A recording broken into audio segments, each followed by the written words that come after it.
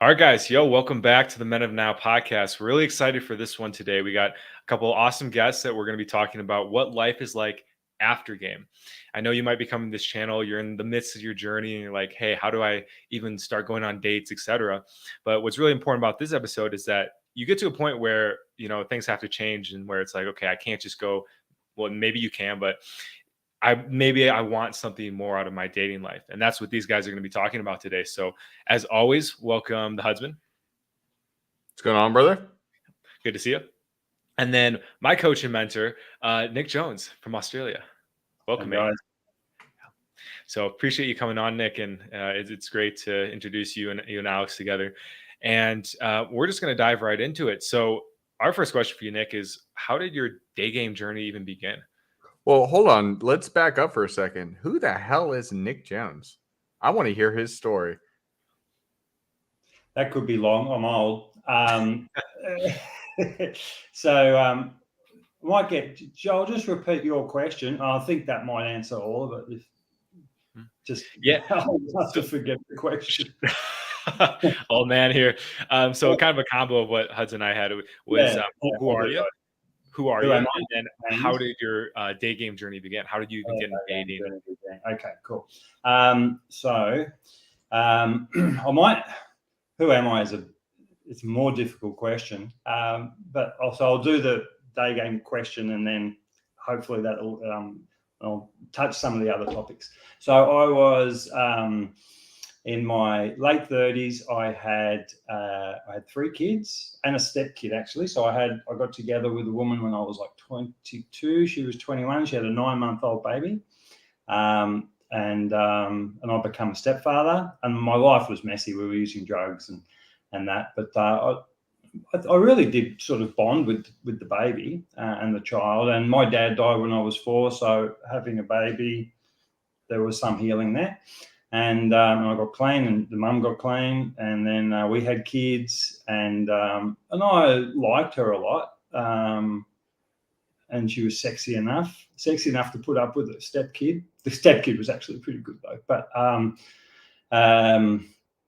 wasn't really, I don't say in love. I did fall in love with another woman, but never left the mother of my kids, and that never sort of worked out. So I sort of like had this unrequited love my whole 30s. I was with the other woman a little bit, but not much. And so by the end of my late 30s, I got into, and I'd been in and out of a few relationships, fallen in love. Either they would love me and I wouldn't love them, or I would love them and they wouldn't love me. And so, yeah, I think I was about 38. I was in this other relationship, this whirlwind love affair with this woman. She was only a couple of years younger than me. So she was I'd known her for a long time, and she was quite hot. And again, she had a couple of kids. So I was like putting up with stepkids to obtain a hot woman. And then I noticed my neediness, and I noticed the repulsion that she showed towards that. And it was like, and then we separated, and I'm just like, I can't deal with this anymore. And I go, I've got to change. I can't be in a relationship with a woman with any value as I am now, because they become my best option. So then I'm just quite needy on them for sex and emotional affection and all that. I go, I need to be a much more independent man. So I go, all right, I've got to have this period being single. I've never been single in my whole life. I had girlfriends in high school, and then I met my kid's mum when I was, anyway. So, all right, period of being single, and we'll see what happens. And I was actually even considering being, I can't even say the word when you don't have sex. I thought I might even do that for a while. Yes, I can't even say. But I gave up that idea after a week or two. And I thought, well, let's do some dating while I'm going to be single. So I read a book about dating, and then I discovered day game, and I go, no, this is my thing, because I didn't drink, so I didn't want to go to clubs. And I thought, my gosh, I can just walk around the streets, cafes, and whatever, and go and meet girls. So I thought, this is amazing. And there was a lot of there's day game coaches who will sell their services, so they do talk it up a lot. So I really I fell for a lot of that marketing stuff. which was just my journey, and that's fine. And then I think I read The Game, the book The Game, and they all had that house together. And I go, that's not a bad idea. And I recognised for day game I needed to be somewhere where it had like a decent population, like a reasonable city. And so Brisbane City had 2 million people with lots of international tourists and lots of international students, young international students, which I thought would suit me. And so I looked online. I found a 5-bedroom house right on the edge of the city, like a 20-minute walk into the CBD, with lots of population, anyway. And it wasn't that expensive, so I rented that. And I thought, I'm going to get other day gamers to move in and friends, and it's going to be awesome. This bachelor pad, and that didn't work out. It worked out, just not as I thought. I ended up having international students move in, and I actually made a profit on the rent. And I got the nice big front bedroom, and I had my house in the city. So I did heaps of day game. I worked from there. It was affordable, and it was hard. Like the grind, I was so bad at it, and I'm not sure how much the marketing and the day game literature helped me in the beginning. I think it might have harmed more than helped, but at least it motivated me. So maybe it helped because of the motivation. So I just did so many approaches and so many failures. But I did start to have a bit of a dating life, and that's probably the end of the question. Yeah, that's probably the answer. Yeah. Oh man, that's good. That's great, man. It's humble beginnings for sure. And I'm curious, like, what are some of those struggles you faced in your beginning journey? I was so delusional that I could, with learning a skill from books and YouTube videos, that I could seduce. I'm an average looking 39-year-old guy, and I'm like, if I do this, I can seduce like smoking hot 21-year-olds. Like, this is awesome. This is the cheat code. Like, yeah. So, which is kind of funny. But then I thought maybe I'm going to fail at this. But I thought if I fail at this, I'll at least get better. And I'd already traveled Asia and saw how much more attractive I was in Asia. I thought, if I fail at this, at least it's going to improve my skills, and then I'm going to kill it in Asia. So that was my backup plan, which lucky I had a backup plan. And but yeah, it's just like the constant rejection. And there I am going, and I wasn't being very discerning at who I'd approach. If I thought they were hot, I'd approach them. And so I'm approaching all these hot. Well, I did start to change. I did start to find I had way more success with international students, and I actually was getting numbers and dates from them. But so I did start to bring my standards down a little bit. But yeah, as you guys know, just when you do it, the rejection after rejection after rejection, it is hard and very tiring and emotionally tiring. And yeah. You've told that to me, man. You're like, yeah, Madison, where I'm from, I was from like a very liberal city, and you're just same thing. You're like, use this as training for when you get to the places where you are high value. And so that's I guess another follow-up question. Like, how do you find out where you are high value? Like, ask Uncle Nick. I suppose Joel asked me that question. Well, I got to go to Warsaw, dude, because I remember being in Warsaw, and there was this. I saw one Asian girl the whole time I was there, and she was cute, but like she was like, there was a dime a dozen on the streets of Bangkok, but everyone turned their head at her. So I thought, yeah, I think Warsaw is the place. And then I suppose. So, but for me, it's pretty easy to work out. Like when girls start looking and smiling at you, that wouldn't happen in your home city. And it's like, yeah, so I just got to travel, I suppose. Yeah. Mm-hmm. And Huds, you're more into the night game thing. So how did you find where you were most, desired? Essentially, I went to Penn State, and it is one of those big party schools, and that's just what I learned. And so, like it's as simple as that. I was social chair of my fraternity, and I was organizing these parties and multiplying them out in ways that I never thought possible. And it just naturally came to me. So that's really why I ended up leaning into that. Yeah, it's just so interesting hearing like, you both came from different sides, day game versus night game, and they're two completely different worlds. So, um, Huz, did you try any day game? And Nick, did you ever try any night game? How that? Well, I'll go ahead and hop in first. Yeah, I've done day game plenty of times. When I think of day game, though, I tend to think of like going out and spending a few hours like hitting up people. Instead, I don't really think day game exists. It's just a normal thing to do when you see somebody attractive, you go and talk to them if you're interested in them. Like to me, there's no like separation. It's just like doing what you're supposed to do or doing what inherently in your core makes sense. Mm. So I don't really classify it that way. But yeah, no, I've done plenty of times meeting people without alcohol or a night scene or something like that. How about for you, Nick? How was the night game life? Yeah, I think there's probably there's a probably fundamental difference in personalities. I'm not sure how extroverted Huds is, but I'm going to assume he's more extroverted than me and much better at social dynamics and actually enjoys being around people.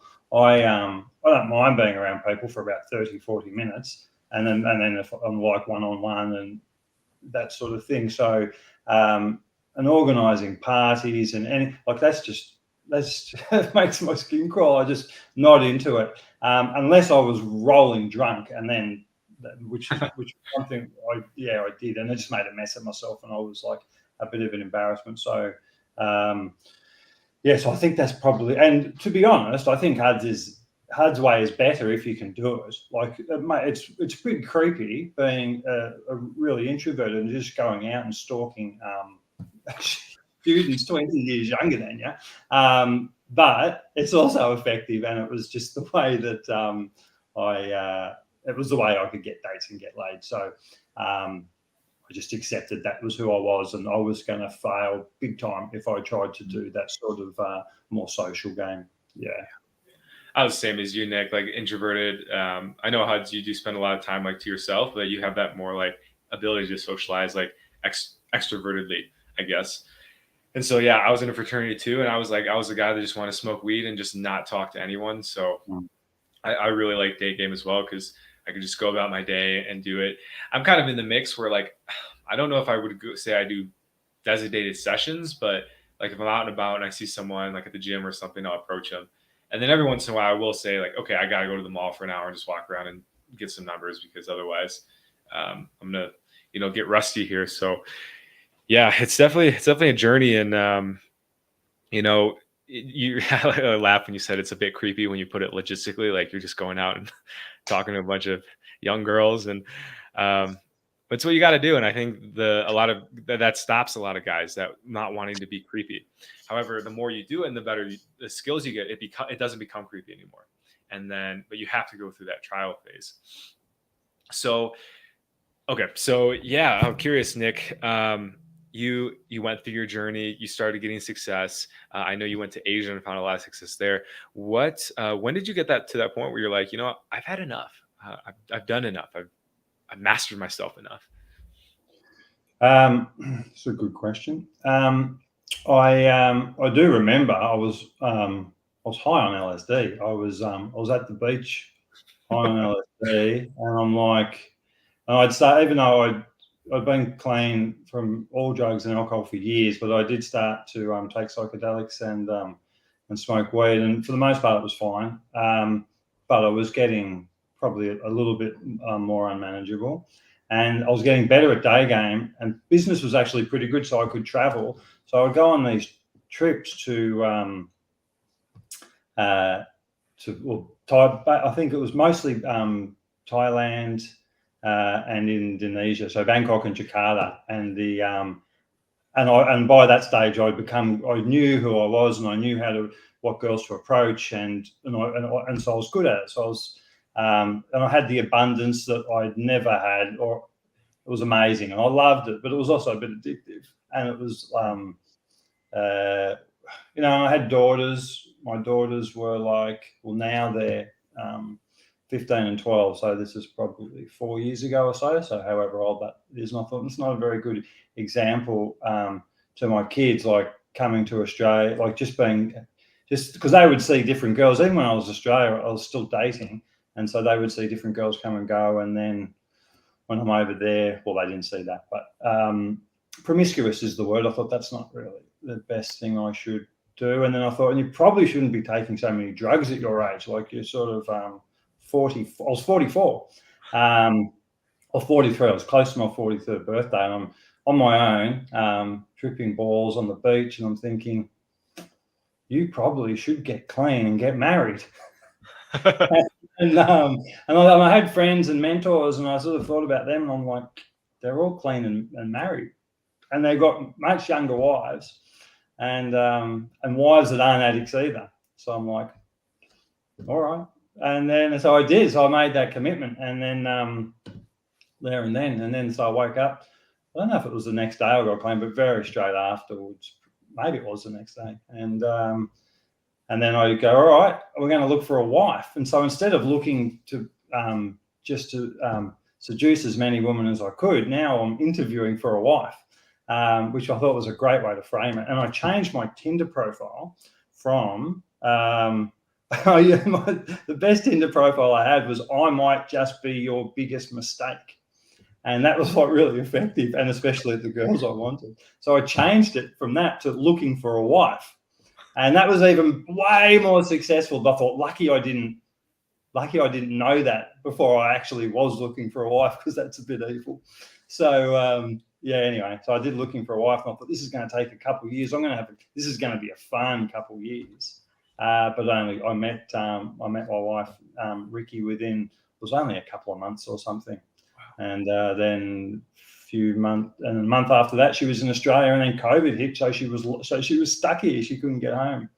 Yeah, man, that's amazing, man. It's like, yeah, you asked for it. Mother Lucy gave you a message, and you listened, and it's cool that it didn't take too long too. And I think, you've told me the story before. It sounds like, and I see this a lot, and the same with you, Huds, is like you have to go through that stage to get to the point where you can recognize when that person comes along that's going to be a match. And not only that, to where you can attract her. So Hud, same question to you. Like, when did you realize on your journey, hey man, it's time to stop hoeing around, basically? Well, it was when the right person came along. Like, let's just say I've had experience, and I've met a lot of different people. I've had a lot of experience. And so essentially it was like when you realize that there was something more. I always wanted to have a family. I always wanted to move forward.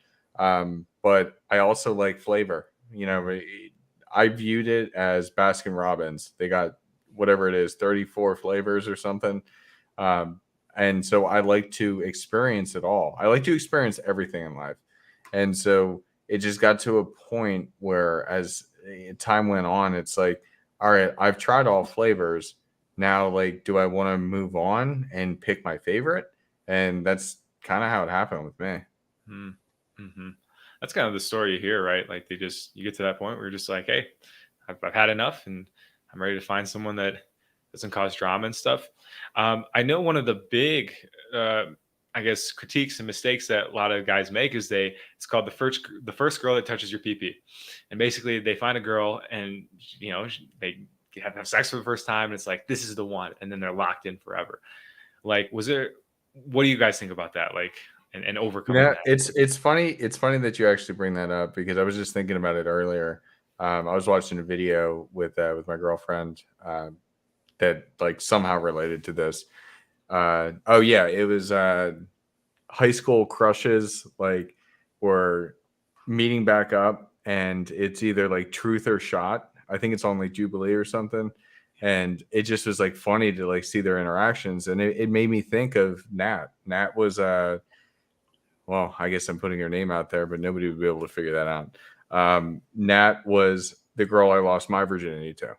And, I have thought about her here and there. And we had an unbelievable sex life. The first time we had sex, I thought I was gay, though, because wearing the condom and doing that experience was not as pleasurable as I thought it was supposed to be. But we ended up blossoming into an unbelievable sex life. And so then just thinking back to that, like there was always a way it could have worked, but it just didn't. And so but at the same time, I knew that she was never, and the reason why we broke up, I essentially gave her an ultimatum because our personalities did not align on certain values. So that's why it happened. And so, yeah, I think back on that, but at the same time, yeah, it didn't make sense. So yeah, I can think about the physical, but when I think about like the larger picture, never would have worked. I was talking to Josh about that the other day. He's one of the guys in the Men of Now community, and he's just like, I was telling him about a date I went on, and he was like, it was pretty good. And he's just like, yeah, it sounds like it's like the right girl at the wrong time. And that kind of hit. Like, so I kind of go back and forth too. And I obviously talked to Nick a lot about this. Like, we've had a lot of conversations on, hey, what if I meet this chick and she's awesome and stuff? And what Yuki reminded me is like, you have to keep going, have to keep learning the seduction process and all that. And I actually do have that question for you guys. Like, why do you think guys need to go on this path of learning to seduce and learn how to date and stuff? And Nick, I'll let you take that first, Nick. Okay, cool. Yeah, there's a lot there. I actually think that marrying the first girl that you have sex with, and you both of you never having sex with anyone else, and growing old together, having kids, having grandkids, growing old, and being only with each other is a beautiful thing. I think that's probably the ideal, actually. I don't think it was available for me, because for that to happen, you already the man has to be, at least, I didn't have good enough parents or mentors to show me how to, like, my dad died, so maybe I could have been in that position, but once he died and I got a stepdad, and the way my mum and my stepdad interacted, like, that's how I was taught, and he was just this quite weak man, and so I had to go and teach myself. My dad wasn't there to teach me how to be a strong man and how to how to be a husband. So, and then there was also lots of other trauma and stuff. So I had to. So my teenage, we had money, but the teenage years was like an episode of Shameless, but with some money. Like, it was pretty wild, So it was all, yes, and all my friends were the same. I only chose friends from broken homes and all that. So, so for me, I had to go and learn, and it's harder to learn when you're an adult than when you're a kid. If you just watch your parents behave normally and you watch your strong father and your feminine mother, then yeah, it's probably okay. But for me, I had to go and learn the hard way as an adult, and for right or wrong, I just learned it through seducing lots of women and learning about different. And most of those women were broken too, because I often from dysfunctional families, because that's who I attract and that's who is attracted to me. So it's pretty deep. Yeah. I appreciate you saying that. Like, it's a good reminder. Yeah, a lot of it depends on where we come from, and one of my best friends I've told you about, he married the first girl he slept with, and they're together today. And like, yeah, it's pretty beautiful. I think most people are jealous of it, actually, because it worked. And he did come from a financially stable home. His parents were always together. Dad was pretty masculine, mom was pretty feminine. So it kind of makes sense why that worked out. Yeah, like same. I was saying the first guy I slept with, I remember being in the act, and I was just like, I kind of wish I would be watching porn right now. This is like, it's like, all Wait, right. You're also gay? What? I wanted that too for a while as well. So yeah, but yeah, it's an evolution. And Huz, I know you wanted to touch on D'Angelo's comment there. Yeah, I'll go ahead and bring that up. Yeah, D'Angelo, I love that, because that's the truth. Truly, it sets the tone of how you'll see women until your heart breaks. That is so effing true. Wow. Because that's exactly what I experienced. Because I did really love Nat and the way that Nat treated me, and then later on, I got into some toxic relationships that ended up getting me arrested, and it was a very, very hard thing to struggle with, because I expected everybody, not everybody, every girl that I would date to act the same way that I was used to, but that was not the case. Okay. Everybody's different. Yeah. And so I really think that first love, yeah, it does. It sets the tone of how you view women. Oh, look at that little one. Hey, what's up? What's up? Yo, I'll unmute you. Trying to come and say hi. So I thought we should say life after game. There we go. Yeah. Yeah, real life. Thank you. All right. Oh, that's beautiful. I love it. What's up, Nat? Yeah, she's gone. Okay. Yeah. That's really powerful, Huds. Yeah, that first relation does set the tone. And man, for me, it was the first girl I, fell for. Like, she was not into me at all. And I spent like 3 years trying to, pursue her. And it was only till I like got good at sports that she gave me a shot. But even though like she never was really into me, and like nothing ever escalated sexually and stuff. And it was just like I was with her for such a long time and passed up on so many relationships with girls that did want me, like sexually and all that. And so now I'm working that actually really hit. Like, a lot of my journey now is learning that, like, okay, girls are into me. Like, not every girl I meet that goes on a date with me is actually just like, I'm just here because, out of pity or something. And so, yeah, it's a tough one. It's a tough one to undo for sure. Nick, question, I guess I'll transition that to you. What was the first love of your life, and how did that set the tone for the rest of your relationships? Yeah, Faye, I won't say her last name.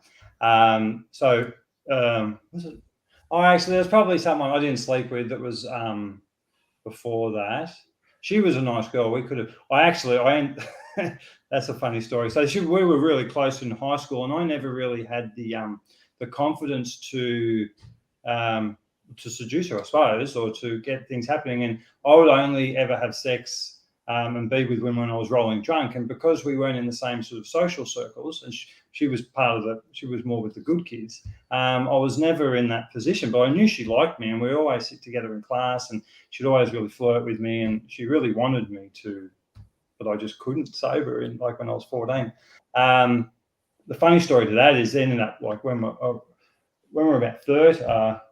That's a too long a story anyway. And then there was my friend's cousin. I went there, and she was a year older than me, so I was about 15. She was about 16, and she was quite hot. And she took a liking to me, and I was drunk, so I could actually get together with her. And she had experience, and she was desired, and she was a manipulative bitch. And she just taught me all the wrong things. So yeah, she just worked me and manipulated me. And but the worst thing, like, it was a real lesson, because then after I separated with her, my high school dating was much better, because I used all these horrible techniques she used on me on the other girls. Yeah. Teach you something, right? That's from the best and the worst. Yeah. That's what Jaren's teaching me here. He's like, dude, just do girl game, like, use it against him, and he'll like drive her nuts. Like, don't respond to him. Like, wow. Yeah, just do the same things, and things start to go. Yeah. Interesting. And you can do the same things in a positive way too. Like, I suppose that's part of the journey. And maybe you could get that without game. Maybe if your parents had a good relationship and you watched them, you'd learn to speak womanese, because you'd learn how your dad spoke to your mum. But my stepdad could not speak womanese, so I had to go out and learn it for myself. Just, and we all know now sort of what that sort of entails. Yeah. Actually, for any new guys, give a little taste with that. I had to go first on that one. How do you speak womanese? How do you speak womanese? Oh man. That is like so hard to like dive into. That's a very in-depth topic, but essentially, I'm trying to think of an example. But there's a covertness in things being said, and like, for example, okay, you know what? For example, I was literally sitting on the couch a little bit before this, and I was like, all right, like, what do you want to do until this stream happens? And it's just like, well, I don't know. And it's like, well, then I'm going to put this on. And I was playing some of the Tomorrowland set, and it's like, I just don't really want that anymore. And it's like, well, then what do you want? And it's like, well, like, Mm. I don't know. And it's like, you have to lean into that understanding of like, she wants something from you. Dude, I bet you that probably what she wanted was for intimacy before this. Mm. That's probably what she meant, but she Mm. doesn't know how to articulate it. That's Mm. womenese. They want something, but they don't know how to directly express it. And so it's understanding that, where do you want to go to dinner? Oh, I don't know. Like it's essentially dropping a hint to what she actually wants. And if you know her, then you're going to be able to go ahead and provide that. Yeah, that's a good example. Yeah, there's probably 100 points, so we can only cover a couple. But you said the word covert, so that's definitely one, especially sexually. It's and in the seduction processes, you need to be covert, not overt. I think I've told Joel that a few times. Yeah, and I suppose listen to everything they say, but be very skeptical of the actual meaning of the words. So it's more like how they say it, the hints they give. They're not guys. You don't take them literally. It's not that you don't listen to them, and maybe sometimes they will say something and mean it literally. So you can't ignore everything they say, but you just need to be a bit quite skeptical. And and it is. It's like a problem to solve. And I think also you were saying they won't. Not only can they not articulate what they want, but they don't want to because they want you to. They want to almost like a shit test where they want you to be able to read their minds. They must. I think there's some satisfaction out of that. So for It them. shows competence. It shows Yeah. competence on your end. Yeah. Wow. God, Yeah, they give you opportunities every minute to prove yourself as a man, and part of that is reading their minds, or at least their body language and meta expressions and that sort of stuff. Yeah, Man, we'll have to do a whole podcast on that. That's pretty powerful. that is good. Yeah, it's Although a podcast, if people watching the podcast, you're not going to learn. You might learn a few things from us, but you've got to get out there and try it. If you're with a girl, you can only learn it from experience, I think. Yeah, that is so true. That it's one of the things that we preach here is like, you can listen to whatever as much as you want, but unless you're actually doing it, you're never going to grow. Yeah, it's called mental masturbation, when you just basically jerk off to YouTube videos all day and then wonder why there's no results. And I'll say I've done that for a long time, so I don't even listen to YouTube videos anymore. I just go out and do it. Now that being said, there's a period where it's really good to learn. So, take what I said with a grain of salt. Like if that's you right now, like don't feel bad. Like keep learning and stuff. But just like Nick said and Hud said, at some point it's like, okay, I gotta see if this actually works. Like, dude, you just gotta figure it out. I mean, there's something I don't remember exactly right now. The exact point, but there's something that like you had said, Nick, of like reading their minds, and like sometimes you can just force situations. Like I've done such wild openers to girls and like completely like unacceptable, ridiculous openers, and everything works out at the end of it all. So it's learning yourself and then learning how to express yourself to the world. Oh man, authenticity, right? Authenticity. Yeah. Yesterday I had a date and, we had our call and I was like half hour late, came down in shorts, hadn't showered in like a day, and it went great. It's just like, it didn't matter. I didn't have to like look GQ'd up or whatever. You did the reverse. You did what they normally do to you. Oh, there it is. Perfect.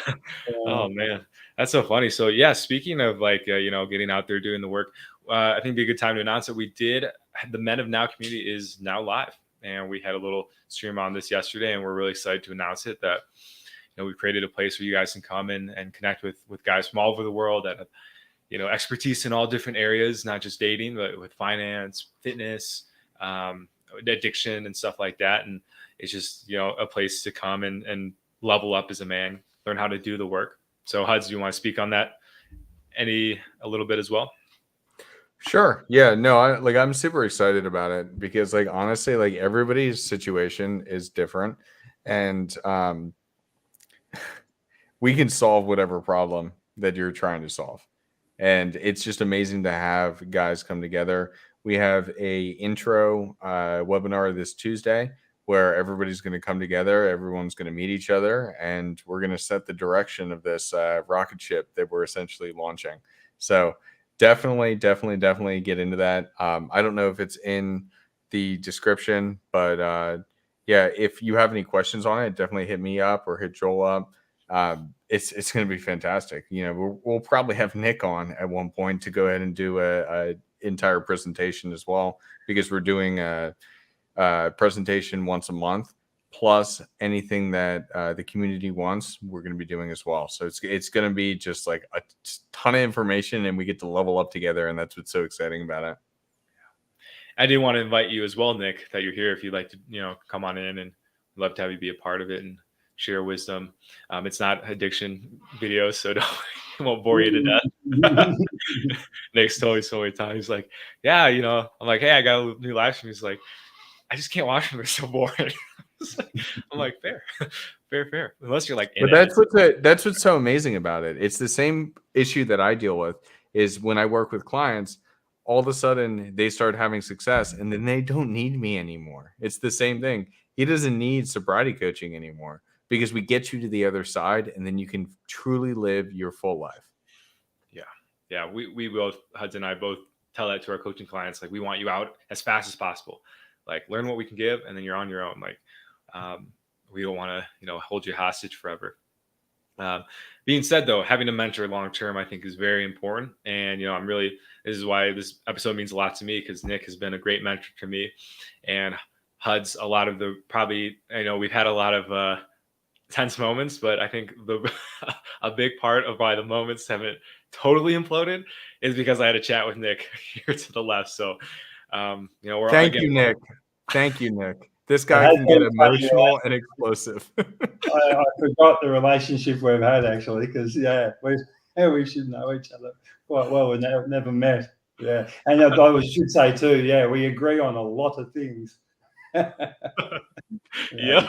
Funny. Yeah. Oh man. Yeah. I do want to pop this in here. So Rage, it's not the 1st of November, but it's very shortly thereafter. We need to, I guess, because it's the 13th, it's probably going to be after the 12th. So if you are saving up cash or whatever else to go ahead and join, you've got a little bit of time. It's not going to be the 1st of November, but it's going to be shortly thereafter. Yeah, and we said yesterday, like, it's Chipotle is like $15 now to get a good meal. That's like 3 times not going to Chipotle. It's like very doable. I spent $48 on socks before I came to Mexico here. So, where are you buying your socks? Target, actually. cheap socks. One of our first streams was Style. And I get the no-show socks. So, quick Style tip. Super cheap at Target. If you go like Express for Men, it's like 5 pairs for like $40. It's crazy. Anyway, side tangent. Coming back to, investing in yourself is very important, and something that's really helped me take my stuff to the next level. I haven't always made the wisest investments, but I've learned now to, and as Nick has been teaching me, to use my money wisely. And we really think this is going to be a wise investment for you to come join the community and get the help you need, and connect with other people. You never know who you'll meet and who might be by your side 10 years from now doing something absolutely wild. And I met Jaron, for example, on the internet, and I invited him on a live stream. I booked him for a coaching call, and now I'm living with him. It's just like, it's hard to put into words. It's absolutely crazy. So I know we have a few more people that have joined. So to finish it up, I'll give you guys a little bit of something. How about a couple tips from each of you on some things you can do right now to improve your dating life and get to that point where you have the freedom to make the choice of whether to get in a long-term relationship or stay out in the field and just keep having fun? Nick, we can start with you. Feel free to dive in. So like we spoke about before, my experience is because my personality type is going to be different from Hud, and my age too when I started. So I can only talk about myself. So if you're like in your late 30s and you're really introverted, and like I was, and and you want to change, you want to be able to be better with women. What I did was I read a lot because I'm introvert and I like reading. So I read a lot, and but I supped and I did a lot of day games. So I read, and I was in a financial position to be able to pretty much do it full time for a couple of years, well, at least part time. And so I would read, everything around my life was devoted to it because I knew the clock was ticking. Like I knew age was a factor. I was going to get anyway. And so I learnt the theory, and then I went out and practiced the theory, and I got really humbled and have a mental breakdown and come home and have a rest and then get up and do it all again the next day. And eventually the mental breakdown stopped and it was just a lot easier. That's nice. Mental breakdowns, man. Part of life. Huds, to you. Yeah, the best thing that I think that anybody can do, whether you are an extrovert or an introvert, is to go out solo. That is my favorite thing in the world, and that's really what broke me down but built me up when I was rebuilding myself in 2017. And so when you do that, you have nobody to rely on except for yourself. So when you're going out to do something like that, giving yourself the affirmations in the mirror beforehand, like you get dressed up, you feel good, you think you look good, and then saying to yourself, all women like me. All women like me. All women like me, or want to be with me, whatever, however you want to phrase it. But the purpose of doing that is you're essentially looking at the man in the mirror, which is you, and you are coaching them that they can succeed. And then you go out and you may fail, but at least you did it. And what are your friends doing? What are others in your life doing? And that's what I found, is that a lot of my friends at that time that I was really doing that, they weren't doing anything. And so it's like, I'd hit them up. Hey, are we going out tonight? Are we doing this? And they're like, yeah, I got to cancel. And it's like, well, I can't rely on them. I have to rely on myself. I am my own best friend. And by doing that and having those experiences, you end up having like some of the craziest stories. I'm not going to go into the one that's coming to mind right now, because that probably should be behind a paywall. But it's stuff like that is just it really pushes you forward. And I think that relying on yourself and then affirmations, those are the two things I would say. Cool. That's great advice, and I'm going to do that before we went out tonight for sure. I might reinforce that. Those crazy experiences. I only did day game, but I'll do day game at night too. And just, it's wild. Like you go out and you just go for a walk, open to meeting people, and the craziest things do happen. And and that's what does spur you on. Dude, not too long ago, I think I told this story before in a show, but not too long ago, I ended up getting on a raft and going into the middle of the Baltimore harbor. And then I went on a houseboat. And then on our way back, we ended up meeting random people and we got to go on their yacht. And I'm like, we were just supposed to go to the bar, but now I was in the middle of the harbor on a little dinghy. And then I went to a houseboat, and then I went to a yacht, like all just by being me. Like, it's wild. Yeah, it's so wild. Like, I wouldn't have met you two if it wasn't for day game and learning how to approach strangers. You guys were both strangers not too long ago, and I was just like, what? Worst case is they don't like me, right? So I think those are my tips too. Like, you got to go out there, get the rejections, get the no's, go for no. There's a good book called Go for No. And I haven't read it, but all I needed to read was the title, and I'm just like, oh, okay, I get what they're saying. Like, just every setback is set up for a greater comeback. That's my one affirmation I've been saying to myself. And yeah, dude, you'll never know the crazy, absolutely crazy. Let's just say the other day I went out. I had no desire to approach him. I'm like, I gotta go, just go do it. Had a great time, and now I have a bite on my lip. So, never know what'll happen. It's absolutely wild. And I would say too, find a mentor if that's something you're into. Look for somebody that can help you save 10 years of your life. Like, people have gone through it, so you don't have to. And the things I've learned from Nick here, And probably if we were looking at this from a financial perspective, I owe you a lot of money because you've saved so many years. I mean, it's way more than that, of course, but yeah, and now I get to give it back to others. So just finding some support, finding something that can help is gonna be really great. And then one more I would say too is to remember that like no one girl is gonna make you happy. Like it's gonna be fun. You're gonna have crazy highs, crazy dopamine hits, and serotonin spikes. But at the end of the day, you're always gonna be back by yourself once the girl leaves, and then you're in your apartment or your house again. So the more you can learn to be okay with yourself and who you are, the better I think you're gonna feel at the end of the day, and the more attractive you'll be to women too, because they'll know that you're not desperate or pining for them. So with those tips, I think we're gonna call it a wrap. Thanks everybody who came in today. Rage, D'Angelo, great to see you as always, and we'll be back for sure. Again, sobriety Men of Now community. By the way, the Jack Sparrow. I love it. I love that. Be the Jack Sparrow of your own story. You guys are awesome. You're awesome too, man. I am so excited to see where things are going to go. Although be careful because the guy who played Jack Sparrow got into a lot of trouble with women. So, Yeah, but he got out safe. He got out safe. He won. Yep. The girl shits in your bed. Take a picture. That's the moral of this entire. Oh man. All right, guys. Great having you. Great seeing you. And we'll talk to you next.